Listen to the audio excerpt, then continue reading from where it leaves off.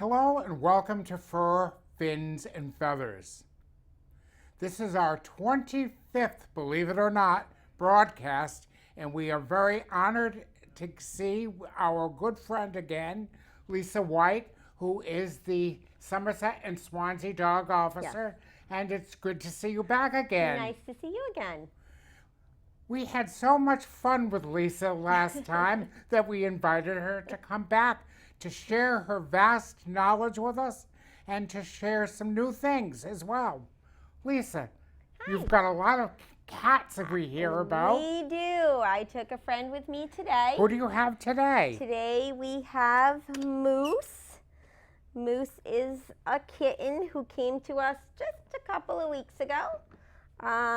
Moose is probably just about 6 weeks old now. He came in with two brothers, both of whom are also available for adoption. They'll be available soon. They're not quite ready yet because they still need to get their vetting done. They're still a little bit young for their kitten shots. So, but we took Moose for a visit. Moose is very nice, and so are his siblings. Very well socialized. Came from a group of outdoor kittens. A lot of times we have a lot of stray cats in town who people take care of. They work on, getting them fixed. And but more kittens, they're everywhere. It's kitten season. Kitten season starts as early as March and April, and we'll go into the fall with kittens. We're at the peak of it right now. We have 10 kittens available for adoption at the shelter right now, 10 or 11. All still a little too young to go home, but we are accepting applications on them. We've got a couple of tiger litters like Moose, a couple of buff-colored kittens. So there's a variety. There's a variety, male, female, all different colors, and they're all about the same age. So we're looking at them being ready in the next couple of weeks to go home. What about adult cats? We do have some adult cats available as well. Right now, I believe we have three adult cats right now, younger adults, so not senior cats, probably up in the ways of anywhere between maybe 2 and 5, which is relatively young for cats. Cats usually live a pretty good long life. So we've got a few adult cats looking for a home as well. They are a little harder to place. Everybody wants a kitten, so it is a nice thought to try to give an adult cat a home. So we have the 3 adult cats, 10 kittens, and 3 dogs available for adoption right now. Very good. There is a problem, and I see this in the press a lot, that there is a growing problem with elderly pets. Yeah. Yep. Could you touch on that? We have a lot of people who have elderly pets that sometimes they just, as the pets get older, they can't afford some of the care that comes with having a senior pet. So a lot of times they just look to surrender that pet so it can get the care that it needs. And seniors make great pets. They really do. Oh, they're just so grateful to have a home. We've had some really nice senior cats and dogs pass through the shelter, and they stay a little longer. Definitely a lot of people are leery of taking in a cat or a dog who may only have just a year, 2 left in life, but they make the best pets. They're just so grateful to have a home. They're usually relatively easy to care for. So and it might increase their longevity, and it too. may, yes. Yeah, definitely. Like I said, a lot of times you have people, a lot of times the elderly pets belong to elderly people who have either expired right, or have passed away or have away to move or, into a nursing facility exactly. where their pets can't go. And a lot of times that's how we end up with them as well.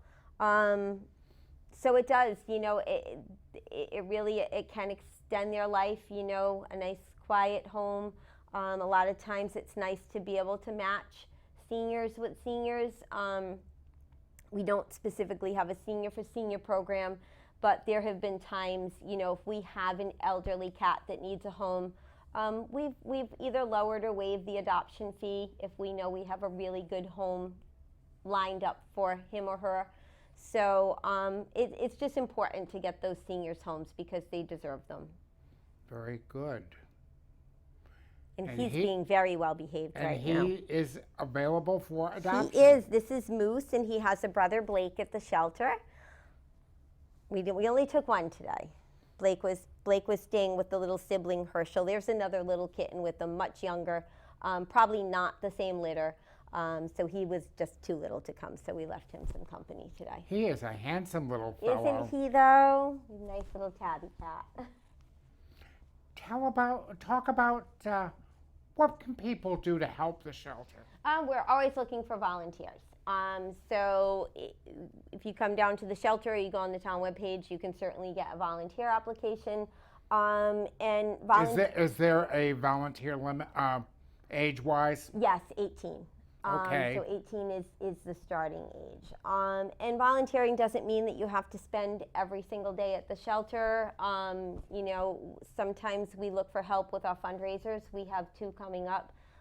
We have our giant yard sale coming up in the fall, which soon we'll announce a date for that. So that's a busy day. We've talked about that before. It goes from sun up to sundown. So any help we get that day, even if it's just someone who can say, I can stay 3 hours, I can help you set up, I can help you break down, every little bit helps. We're also planning a vendor fair on September 14th. We've sent out a lot of applications on that, so if anyone is interested, I'm not quite sure if all the slots are filled yet, so if you are interested, you can either email the shelter at swanseashelter@yahoo.com, or you can give the shelter a call and I will pass you on to the volunteer who's in charge of that fundraiser. We look for people on those type of days. We do a lot of events. We're going to be at Tractor Supply for one of their pet adoption events on. Talk about that. That's interesting. Yeah, we enjoy going to Tractor Supply. They're really good to us. Just like Somerset Open Air is very good to us. Those events help us bring a couple of our adoptable animals. It's a perfect way to showcase them. Busy atmospheres, people are in and out. Even if they're not there specifically looking for a pet, they're going in to buy, supplies at Tractor Supply. So we're there August 24th. They're having a big, I guess it's specifically geared towards the animals. So there'll probably be us and a few other rescues there with adoptable animals. So that's a great way to showcase. So we look for people, sometimes just to do those events who can go and sit there for. Usually we're there for about 5 hours or so. If you can come and sit an hour, that's great. Then somebody else takes over. We look for help there. Obviously, there's always help at the shelter. Sometimes there's more need than others. Just depends on how busy we are. Right now, we're really busy with cats, so cleaning the cats all day becomes a big task. Dogs, we're not too busy, but we always look for dog walkers. If physically you're not capable of, walking a dog because it might be too big or not really walk that well on the leash, we have our beautiful play yard. The volunteers love to go out there and just toss a ball around and let the dogs play out there. When I've come to the shelter, I've seen people who come out and play with the dogs. Yeah, yep. We've got, like I said, we had a beautiful play yard donated to us. It's huge. It was fully donated. The dogs enjoy rolling around in the grass and just time sitting out there, just sitting with them.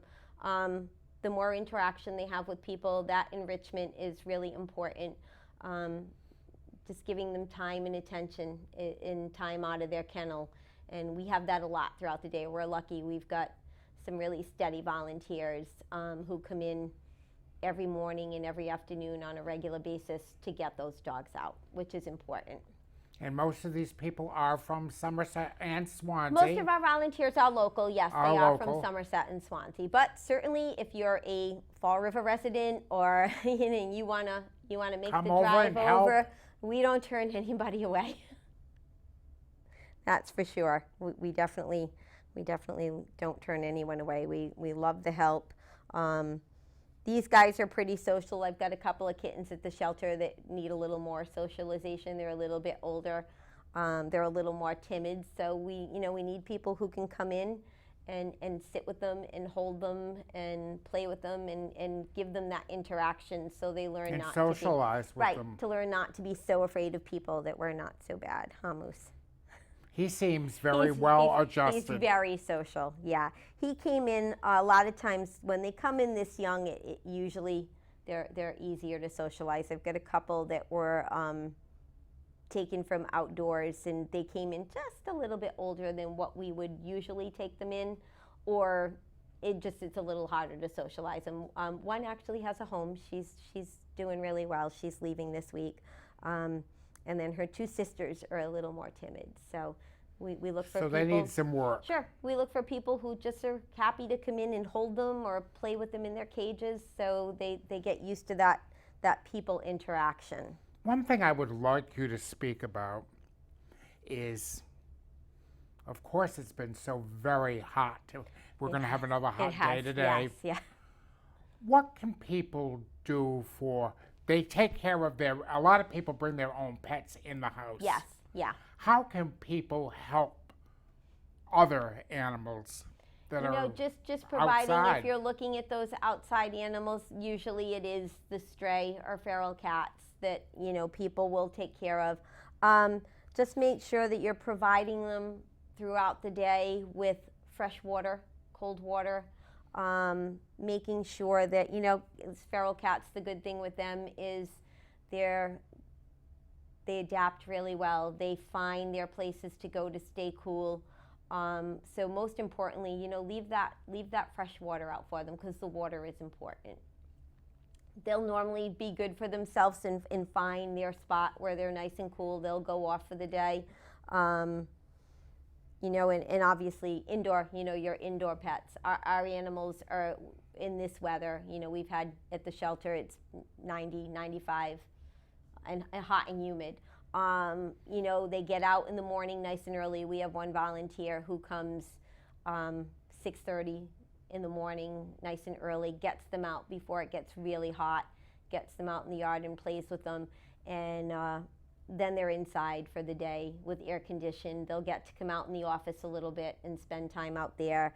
But in this hot weather, you want to watch. You want to limit their exercise My and time coon outside. cat stays right next to the air conditioner. Yeah. And she looks at me as if to say, I'm not moving. Yeah. So it's important, that it's nice to get them out, but in this weather, realizing that they can't be out there too long because they do get overheated pretty quickly. We provide a swimming pool for them for the ones who like the swimming pool. But it's short in this hot weather. It's short breaks outside and then back in. We're fortunate we have air condition in the front office and in the back kennel. Hoping to maybe increase that air conditioning. Gonna talk to the town about maybe a new wall unit back there to keep it a little bit cooler. Our air conditioner keeps it pretty comfortable, but on these hot days it works really hard to stay cool back there. It really has to overpower. Right, but it's cool and that's all that matters. The animals are comfortable. So definitely in this weather you want to watch your pets and make sure they're not getting overheated because it happens really quick. And please, please, please keep your pets at home when it's this hot. Please don't take them. They don't want to go grocery shopping with you. They don't want to go to the store. And that's I've seen in the press and everything and on TV. We've had some a lot. really scary situations. Last weekend and the weekend before it was very hot, and I was astounded by the numerous calls we got of pets in the cars. And we were talking, it was 89, 90, hot and humid, and our emergency phone was ringing off the hook for cars and hot dogs in the car. People still don't get it, do they? It's too hot. Please, what seems, even on a 70-degree day, if your windows are open even this much, your car's cranking up to 90. Leave your pets at home. Air conditions fail, as we have seen. People think they're leaving their car running and they have their air on for their dog. Technology fails or animals get in the way. We had one incident, not around here, but someone had went in, left their dog in the car, and left the AC running, left the car running for them. They were maybe inside 15 minutes or so, and the dogs hit the button and turned the heat on instead. Thankfully, those dogs were okay, but leave your pets at home. It's too hot. Take your pets out on a beautiful 40, 50 degree day and take them for a ride in the car. Leave your pets home. They don't want to go grocery shopping with you. They don't want to run. Even if you think you're in there, time goes by so fast. I had a call last week. We had a dog in the car, went out. The windows were open about this much. It was 85 degrees out. The dog was panting in the car, and the person came out, and I was only in there 5 minutes, and from when I got the call to when we got there, and he actually came out, 25 minutes had passed. So time flies. What you think is 5 minutes isn't 5 minutes. And that dog could quickly expire. Very quickly. They can go from being okay to being in real danger of passing away in a matter of minutes. So it's really important in this weather. Leave pets at home. That's really important, to just leave your pets at home. On a happier note, yeah. What are some of the most unusual animals that you have seen in your long career? We've picked up everything from, like I said, an 6 foot, 8 foot boa constrictor. What do you do with them? Oh, he just went to a rehabber. Does he go to a rehab? Yeah. We don't have the facility to, and I have one volunteer who's terrified of snakes, so I wouldn't want to scare her away because she's a really good volunteer. So she didn't stay long. So no, we were lucky. We called New England Reptiles and Raptors, and they usually come down really quick. We've found red-bearded dragons outside. Whether they're pets or people think they can survive outside, they can't. We've picked those up. A lot of bunnies. We find a lot of people who have pet rabbits and just decide to let them go. They're domesticated. They don't survive very long outside, although they can find things to eat and stuff. Call a shelter, find a place to take them. They're much better off. So we get a lot of rabbits. It's been pretty quiet on the rabbit front, though, for us. What else? Ferrets. People think ferrets can live outside. They're another thing that we pick up that people just think, oh, they'll be okay outside. They're not. But most of the time when we get animals like that, we will transfer them to either a bigger facility who can house those kind of animals, or we work with rescues and stuff like that can take them specific to that. What about parrots and parakeets and things like that? We get occasional birds. Most of the time we'll get either a cockatiel or little parakeets that people have to surrender because, again, they belong to an elderly person and, they can no longer care for them. Or people are moving and there's an absolute no pet policy, and that may include birds as well. So we have, when we do take them, we take them one at a time. We've got, a spot that we can set up a bird cage if we have free space. And if we can't take them, we'll do our best to find you a facility in the area that can. But birds, yeah, on occasion. The birds share the office with the cats, which we have to really monitor that. Very, very good. You're such a good boy. What about, we're seeing, and I go back, and a few weeks ago we were talking about raccoons. There is still a growing problem with wildlife. Yeah, we just had a call last night about some raccoons in a storm drain. Apparently they climbed in on the water side at low tide, and then the tide came up and they were kind of stuck in that middle drain. But they ended up climbing back in the drain before I got there. So hopefully they just kind of hung out there until the tide went low. One of the people who lived there said, oh yeah, they go in and out of there all the time. So they were babies, but they were a good size. They were juveniles. Yeah, raccoons this year have just been crazy. Also, foxes? Foxes, yeah. We've been getting a call. A lot of times you'll see the foxes out during the day. Occasionally you'll see them and they have mange, so people call right away because they look pretty worn out. and those will usually, if we can, get permission, if they don't look too bad, and we can get permission from Division Wildlife and Fisheries or Environmental Police, we'll trap them. And a lot of times there are rehabbers that will take them and treat them for the mange and then release them. And foxes, it doesn't mean they're necessarily sick when they're out during the day. They like to come out and lay in the sun. The babies are all coming out now, and they don't know that they're not supposed to be out in the yard while you're out in the yard. So we normally just tell people, make a lot of noise. They'll go away. They're pretty harmless. They mostly feed on mice and moles, small little animals. They don't typically go after But they cats. should not be playing with humans. No one should be feeding them, and no one should be trying to touch them, because it does become a danger. They do carry disease that can be transmitted to people. So, they're pretty to look at, and just keep your distance and scare them away. And move on. And move on, yes. And we had our new floors installed. Talk about that. Yes. I was there the other day when you were moving out. Did you come by when they were moving out? Yeah. You were moving out, and it looked good. Yeah, I have to say a big thank you to our volunteers. Basically, it was me, Joan Stewart, the assistant animal control officer, one of our on-call officers, Cher Mitchell, came by, and just a group of volunteers. We literally emptied the entire shelter out. It had to be fully empty.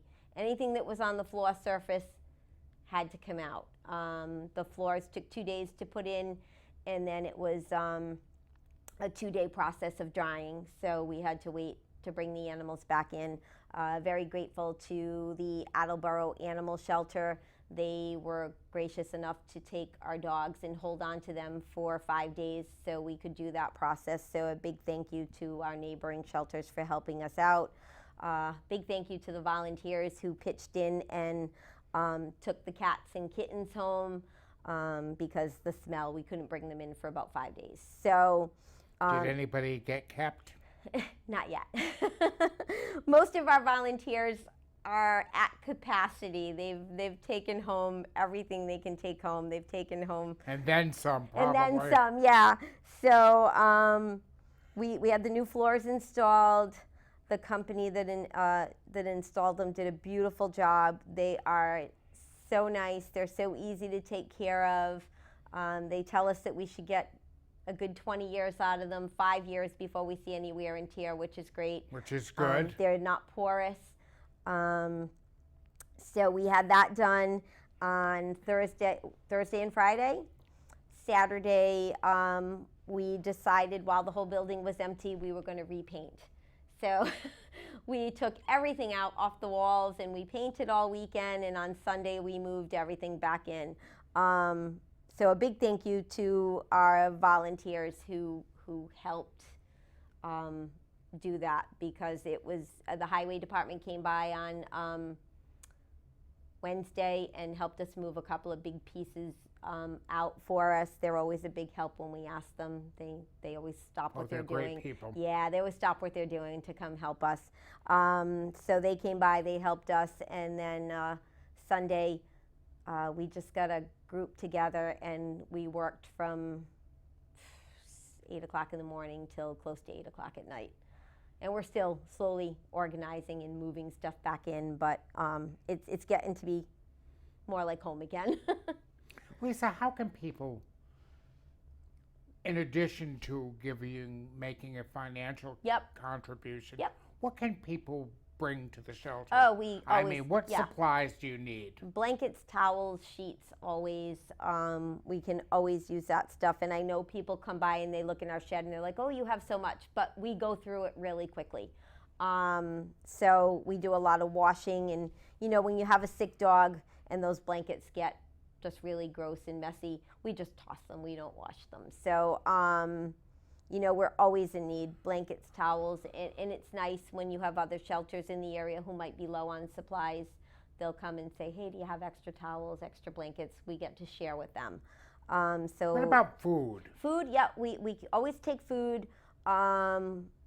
dog food, cat food, dry, wet, treats. They always love treats. We're lucky that we also partner with a couple of stores that will call us.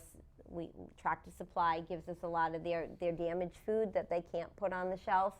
So we have a volunteer who does a pickup there every few weeks, and they supply us with, broken boxes of cat litter, dented cans of food, stuff that they can't put on the shelf that we can use. Tractor Supply does the same as well. Cats in Somerset will give us food that's returned that they can't return back to the suppliers.